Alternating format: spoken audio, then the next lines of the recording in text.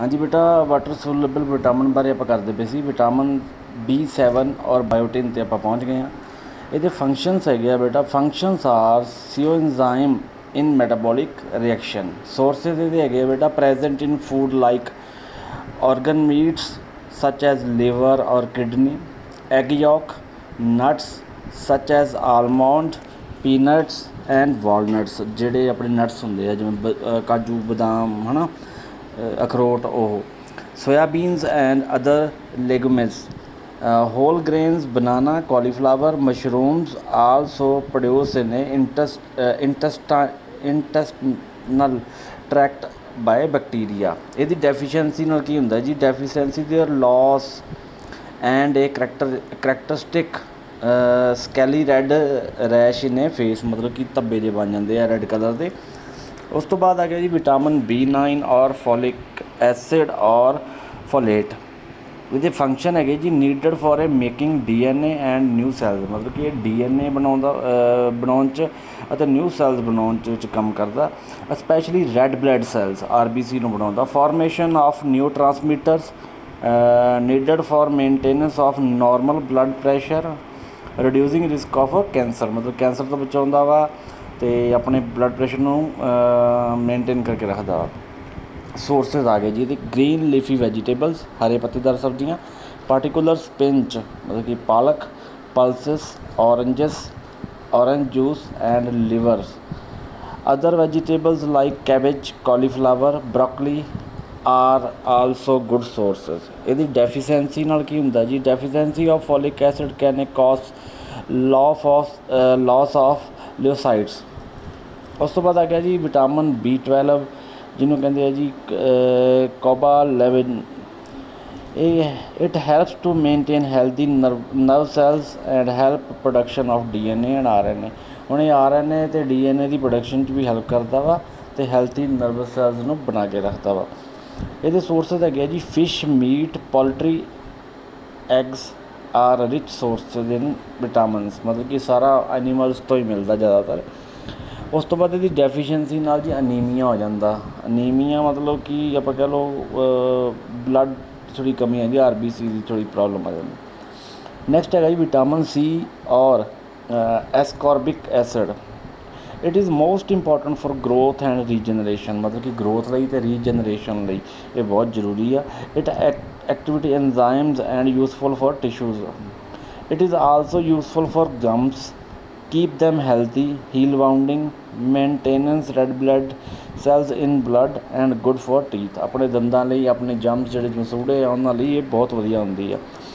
ਇਹ ਮਿਲਦਾ ਕਾਹਦੇ 'ਚ ਹੈ ਜੀ, ਟਰਨਿਪ, ਪ੍ਰੈਜੈਂਟ ਇਨ ਟਰਨਿਪ ਮਤਲਬ ਜਿਹਨੂੰ ਆਪਾਂ ਸ਼ਲਗਮ ਕਹਿ ਦਿੰਦੇ ਹਾਂ, ਪਪਾਇਆ, ਲੀਵਸ, ਆਮਲਾ, Malta, orange, lemon, green chillies. ਖਾਸ ਕਰਕੇ ਵਿਟਾਮਿਨ C ਲੈਮਨ ਦੀ ਫੈਮਿਲੀ 'ਚੋਂ ਮਿਲਦਾ, ਜਿਹਨੂੰ ਸਿਟਰਿਕ ਐਸਿਡ ਕਹਿ ਦਿੰਦੇ ਹਾਂ। ਮਾਲਟਾ, ਕਿੰਨੂ, ਮਸੰਮੀ, ਇਹਨਾਂ ਸਾਰਿਆਂ 'ਚੋਂ ਇਹ ਮਿਲਦਾ ਵਾ, ਮੈਂਗੋ, ਗਾਵਾ 'ਚੋਂ।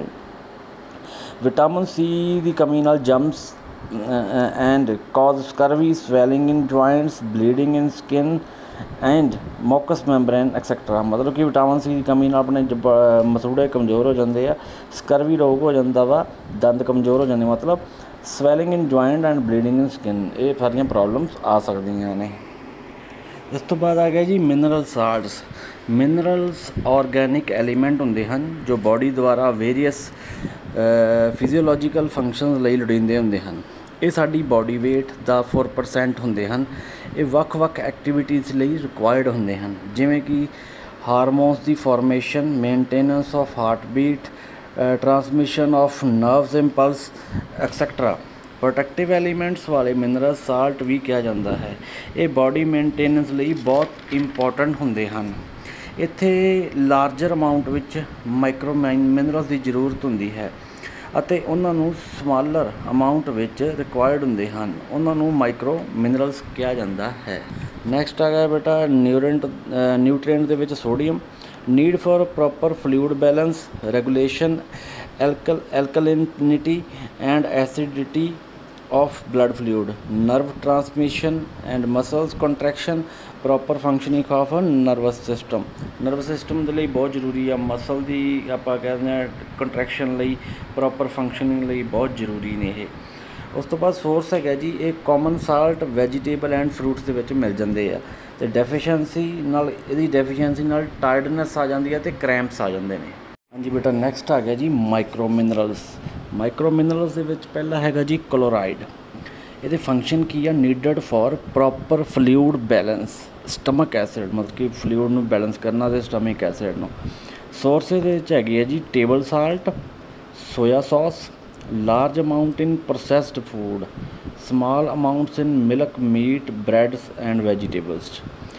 ਹੁਣ ਇਹਦੇ ਵਿੱਚ ਕੀ ਆ ਗਿਆ ਜੀ ਹਾਈਪੋਕਲੋਰੀਨੀਆ is an electrolyte imbalance that occur when there is a low amount of chloride in your body। ਮਤਲਬ ਕਿ ਇਹਦੇ ਨਾਲ ਕੀ ਹੁੰਦਾ, ਜਿਹੜਾ ਆਪਣਾ ਇਲੈਕਟ੍ਰੋਲਾਈਟਸ ਇੰਬੈਲੈਂਸ ਹੋ ਜਾਂਦੇ ਆ ਅਤੇ ਜਿਹੜਾ ਕਲੋਰਾਇਡ ਦਾ ਅਮਾਊਂਟ ਹੁੰਦੀ ਆ ਉਹ ਲੋ ਹੋ ਜਾਂਦੀ ਆ। ਹੁਣ ਆ ਗਿਆ ਜੀ calcium, make bone and teeth strong. ਇਹਦੇ ਨਾਲ ਹੱਡੀਆਂ ਅਤੇ ਦੰਦ ਮਜ਼ਬੂਤ ਹੁੰਦੇ ਨੇ। It maintain the blood pressure and help to make blood clot in the time of bleeding. ਜਦੋਂ ਬਲੀਡਿੰਗ ਹੁੰਦੀ ਆ ਉਸ ਟਾਈਮ 'ਤੇ ਉਹ ਖੂਨ ਨੂੰ ਜਮਾਉਣ ਦਾ ਕੰਮ ਕਰਦਾ, ਬਲੱਡ ਕਲੌਟ ਬਣਾਉਂਦਾ ਵਾ। It help other molecule to digest food and make energy of body. ਜਿਹੜੇ ਹੈਲਪ ਕਰਦੇ ਆ ਮੋਲੀਕਿਊਲ ਡਾਈਜੈਸਟ ਫੂਡ ਨੂੰ ਡਾਈਜੈਸਟ ਕਰਨ 'ਤੇ ਐਨਰਜੀ ਦਿੰਦੇ ਆ ਬੋਡੀ ਨੂੰ। ਹੁਣ ਸੋਰਸਿਸ ਹੈਗੇ ਆ ਜੀ ਇਹ 'ਚ milk, orange, green leafy vegetables, eggs. ਇਹਦੀ ਜਿਹੜੀ ਸੋਰਸਿਸ ਹੈਗੇ ਆ। ਹੁਣ ਇਹਦੇ ਨਾਲ ਡੈਫੀਸ਼ੀਐਂਸੀ ਕੀ ਆਉਂਦੀ ਹੈ, ਡੈਂਟਲ ਪ੍ਰੋਬਲਮਸ ਆਉਂਦੀਆਂ ਨੇ, ਕੈਟਰੈਕਸ, ਐਲਟਰੇਸ਼ਨਸ ਇਨ ਦਾ ਬ੍ਰੇਨ ਐਂਡ ਆਸਟੋਪੋਰੋਸਿਸ। ਮਤਲਬ ਕਿ ਆਪਣੇ ਦੰਦਾਂ ਨਾਲ ਰਿਲੇਟਡ ਪ੍ਰੋਬਲਮਸ ਆ ਸਕਦੀਆਂ ਨੇ, ਹੱਡੀਆਂ ਦੇ ਨਾਲ ਰਿਲੇਟਡ ਪ੍ਰੋਬਲਮਸ ਆਪਣੇ ਆ ਸਕਦੀਆਂ ਨੇ। ਉਸ ਤੋਂ ਬਾਅਦ ਬੇਟਾ ਆ ਗਿਆ ਜੀ ਫਾਸਫੋਰਸ। ਇਹਦਾ ਫੰਕਸ਼ਨ ਹੈਗਾ ਜੀ important for the formation of tissue and cells. ਮਤਲਬ ਕਿ ਫਾਰਮੇਸ਼ਨ ਦੇ ਵਿੱਚ ਹੈਲਪ ਕਰਦਾ ਵਾ ਟਿਸ਼ੂ ਅਤੇ ਸੈਲਸ ਦੀ ਇਨ ਬੋਡੀ ਦੇ ਵਿੱਚ। It is very necessary for the multiplication of cells and healthy growth of teeth. Teeth ਦੇ ਲਈ ਵੀ ਬਹੁਤ ਵਧੀਆ ਵਾ ਅਤੇ ਮਲਟੀਪਲੀਕੇਸ਼ਨ ਆਫ ਬੋਡੀ ਸੈਲਸ ਦੇ ਲਈ ਵੀ ਵਧੀਆ ਵਾ। ਉਸ ਤੋਂ ਬਾਅਦ bonus, nervous system and blood stream, ਇਹਨਾਂ ਸਾਰਿਆਂ ਦੀ ਗਰੋਥ ਲਈ ਵਧੀਆ ਵਾ। ਹੁਣ ਇਹਦੇ ਵਾਸਤੇ ਆ ਗਿਆ ਜੀ ਸੋਰਸਿਸ ਪ੍ਰੈਜੈਂਟ ਇਨ ਚੀਜ਼, ਐਗ, ਸਪੈਸ਼ਲੀ ਇਨ ਯੋਕ। ਮਤਲਬ ਐਗ ਯੋਕ ਦਾ ਮਤਲਬ ਹੁੰਦਾ ਜਿਹੜਾ ਅੰਦਰਲਾ ਜਰਦੀ ਵਾਲਾ ਪਾਰਟ ਹੁੰਦਾ ਵਾ ਉਹਨੂੰ ਕਹਿੰਦੇ ਆ। Potatoes, almond, nuts, wheat, milk and liver etcetera ਦੇ ਵਿੱਚ।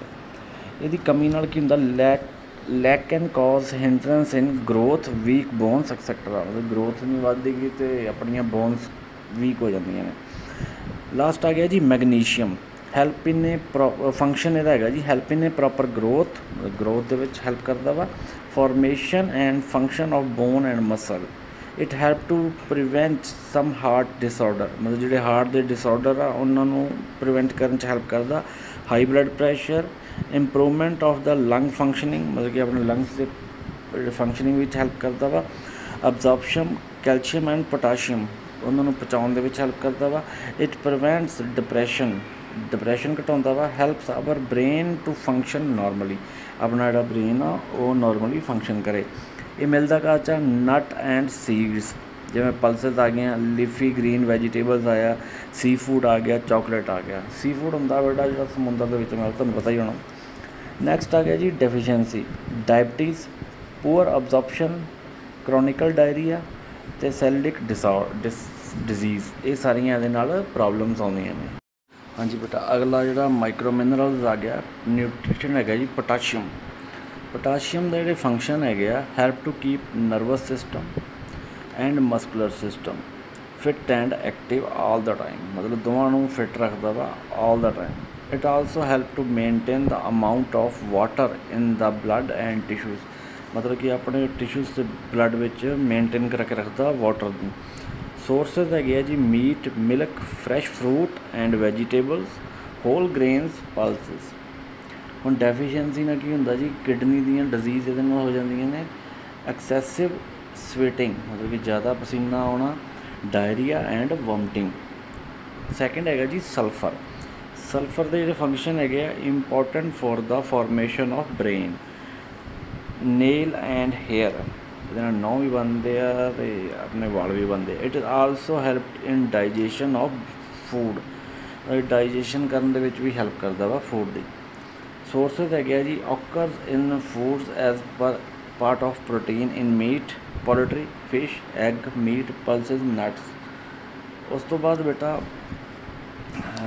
ਡੈਫੀਸ਼ੀਐਂਸੀ ਆ ਗਿਆ ਇਹਦੇ ਨਾਲ ਕਿ ਓਬੈਸਿਟੀ ਮੋਟਾਪਾ ਆ ਜਾਂਦਾ, ਹਾਰਟ ਡਿਜ਼ੀਜ਼ ਮਤਲਬ ਕਿ ਹਾਰਟ ਨਾਲ ਰਿਲੇਟਡ ਪ੍ਰੋਬਲਮਸ ਆ ਜਾਣੀਆਂ ਨੇ। ਅਲਜ਼ਾਈਮਰ ਹੁੰਦੀ ਹੈ ਜੀ, ਜਿਵੇਂ ਆਪਾਂ ਕਹਿ ਲਓ ਜੀ destroy memory and other important mental functions. ਉਸ ਤੋਂ ਬਾਅਦ ਆ ਗਿਆ ਜੀ ਕਰੋਨਿਕ ਫਟੀਕ, ਮਤਲਬ ਕਿ ਜ਼ਿਆਦਾ ਥਕਾਵਟ ਹੋ ਜਾਂਦੀ ਹੈ। ਹੁਣ ਆ ਗਿਆ ਜੀ micro minerals, they are required in a less amount, ਬਹੁਤ ਘੱਟ ਮਾਤਰਾ ਚਾਹੀਦੀ ਹੁੰਦੀ, ਜਿਹਦੇ ਵਿੱਚ 0.001 ਗ੍ਰਾਮ ਈਚ ਟਰੇਸ ਐਲੀਮੈਂਟ ਪਰ ਡੇ, ਮਤਲਬ ਕਿ ਇੰਨੀ ਚਾਹੀਦੀ ਹੁੰਦੀ ਹੈ ਆਪਾਂ ਨੂੰ ਪਰ ਡੇ ਦੇ। ਹੁਣ ਆ ਗਿਆ ਜੀ ਆਇਰਨ।